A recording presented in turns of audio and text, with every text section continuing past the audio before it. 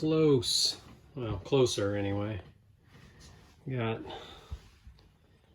all of the slide out bolster trim for the T-bracing.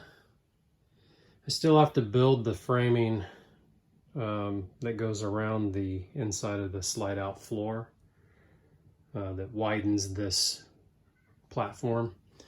I'm going to do that out of 3/8 inch Baltic birch because we will be stepping on that when we climb on and off of the sofa, and also we're going to use it as a step up into the cab over bed area. So step up on this, and then there'll be a step. Well, there's going to be a big box that the sofa sits on, and with storage, 3 compartments of storage. So since we don't have the dinette, the seats used to be here and here, and then that was where you put your feet in this area.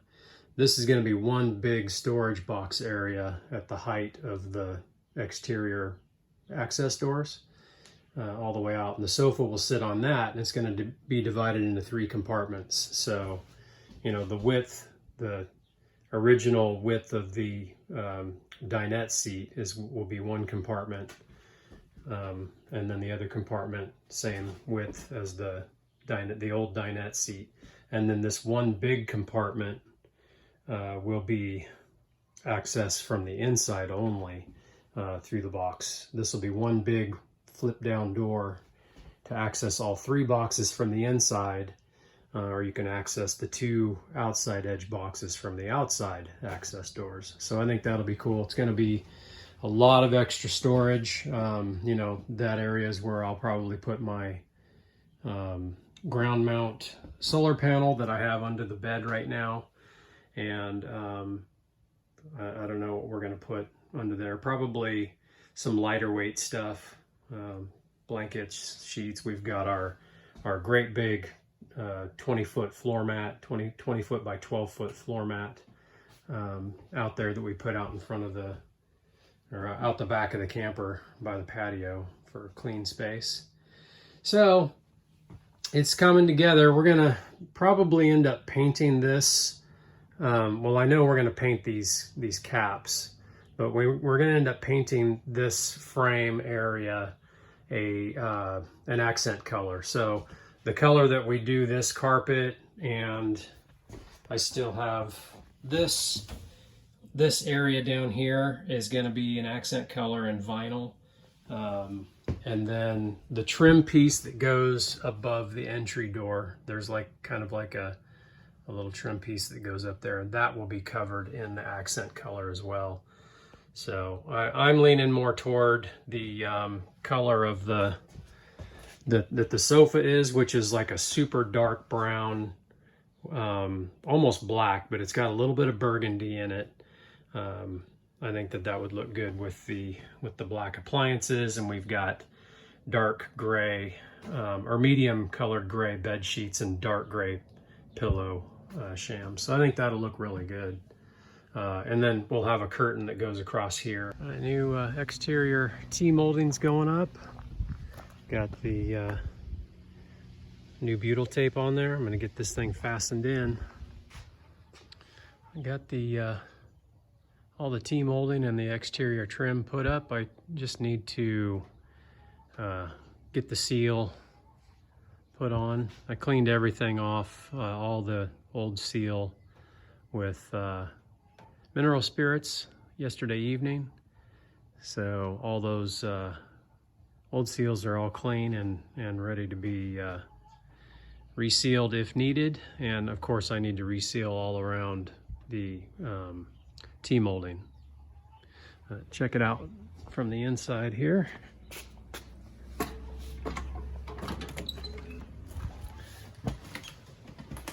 I'll be building the pieces around the floor.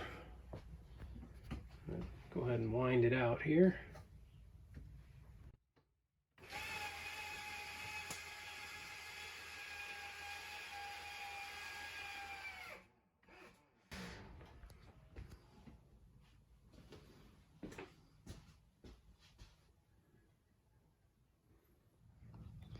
All the new wiper seal all the way around.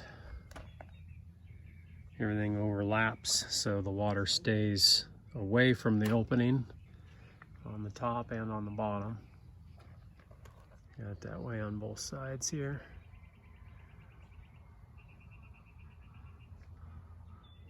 Get all these seams sealed and all the screw heads sealed along the side, and the trim work down at the bottom. Getting my surround kind of figured out here and mocked up. It's just tacked into place right now, but this is where the I'm building that big storage box that'll sit on top of, or inset of from this, where the sofa will sit. And I'm realizing after building this, I have to keep this lower piece up high enough to where I can still have good access for the basement door. If I bring it down too far, then it hits the base. So I wanted to keep it up high enough. It's higher than it was before with the old slide out. So I can actually get a latch and put a latch either on that end or on this end to keep this door held up, or I might use some magnets or something. But that's kind of an idea that I had. I do have to paint this little strip right here, or I'll put some of that that corner seal, this same stuff that I used in the corners of the counter. I'll run some along that seam just to cover up that area, and then I can get the box built and get the new couch put in, the folding couch. So it's a bed and a couch. So that'll be hopefully in the next day or two. These pieces, all of the trim around the edge of the slide out is going to get covered in this vinyl.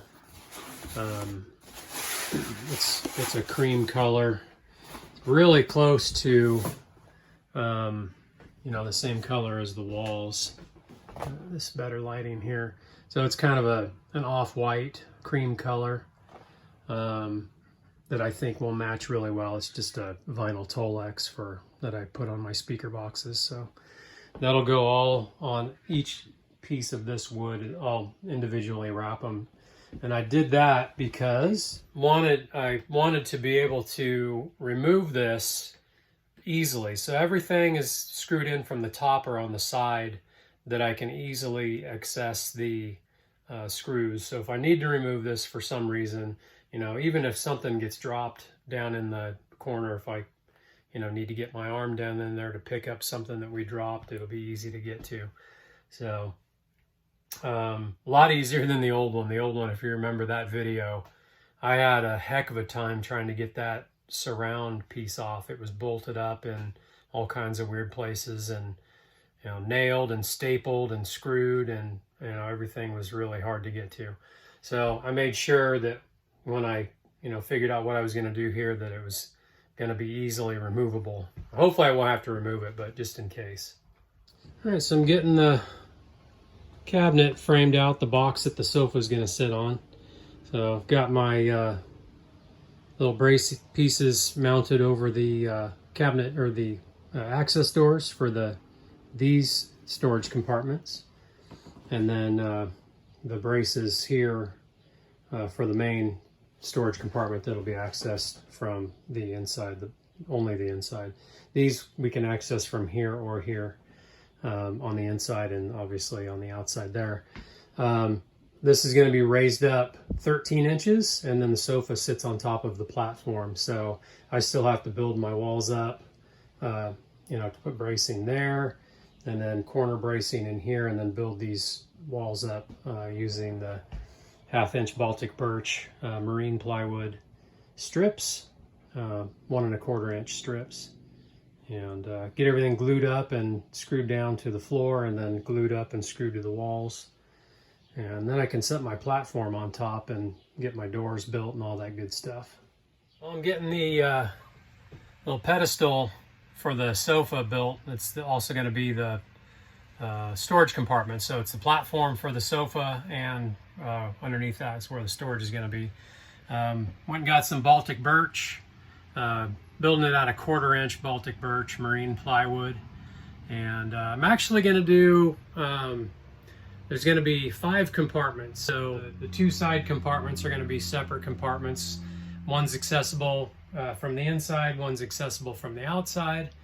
This is going to be accessible from only the inside, obviously, because there's no door on the outside wall there. So this will be one big compartment under the sofa that'll have a door cut in this panel here. And then again, just like this is, this will have 2 compartments, one for the front, one for the inside, one for the outside. So that should turn out really good. I still have the face frame and all of the bracing to cut and get glued and nailed in. So I'm gonna get doing that right now. All right, so for the face, I got my door cutouts marked out here. So there'll be a door here, and then a longer, this is that center compartment, long door there, and a door opening here. It's actually going to be one long door on the, this is just the face frame. There'll be a door on top of it that's going to hinge from the bottom, so it'll open down. But it'll just be one door. I'm going to go ahead and get this stuff cut out, and then that way I can get my measurement and get my my door cut and all the roundovers and stuff done for that. All right, so I'm getting my panels covered in Tolex. Got the glue sprayed on the Tolex and on the wood. I've still got a couple of pieces to do here and here, but I can only do a couple at a time because it dries so fast. But I'll get these panels done and get the backs covered and get the rest of them done. Hopefully tomorrow I'll be able to get those all installed and have that platform for the couch all buttoned up, and then I can get the couch in. So yeah, stay tuned for that. And over the next couple of days I have to get a new rack built for my camper shell. I'll explain why a little bit later, but got the lumber here to build a new rack. I'll also, when I build this one, I'll you know, record the process and put it up here on YouTube so you can see how I build the rack to store my camper shell. So that'll be tomorrow afternoon. I don't know what order I'll actually put that video in, but it'll be, most likely I'll upload that video before some of the other videos of the camper remodel. So, and like I said, I'll explain why I have to rebuild the storage rack. You can look back on my old video. I explain, I explain how I built the rack to store my camper shell, and just how I take the camper shell off the truck by myself. So I'll link that video somewhere in here right now.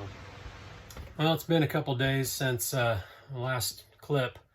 I did get a little bit of stuff done here in the camper. Unfortunately, I haven't had a whole lot of time to work on it the past couple of days, just from work, regular work stuff. So I'll show you what I got done. So starting off, I got the little valance recovered.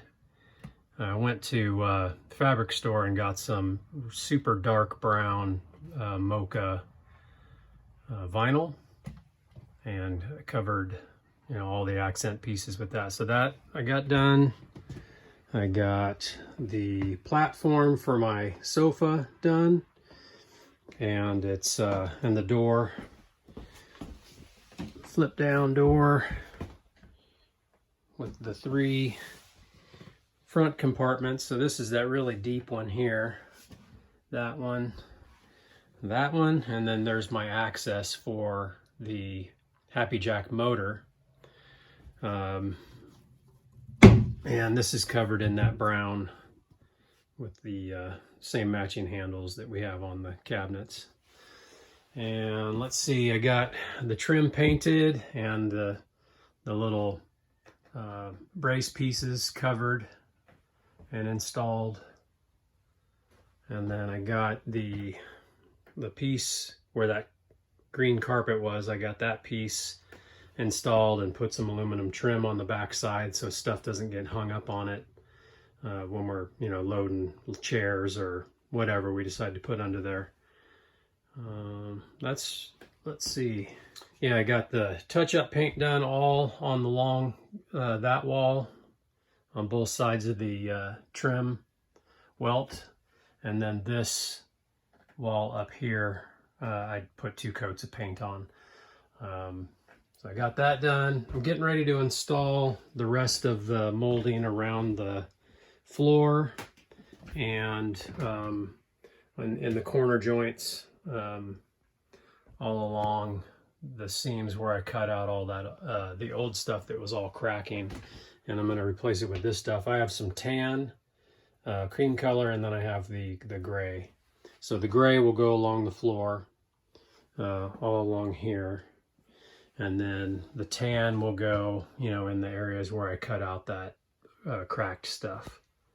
So that's next. And I'm getting all my Insta trim put in here all along the edges. I got my vinyl put in on the face of the basement and the trim put in. Looks good. Just going along these edges here, and I'll finish up right back there. I already got this and all this stuff around, so just about done with this.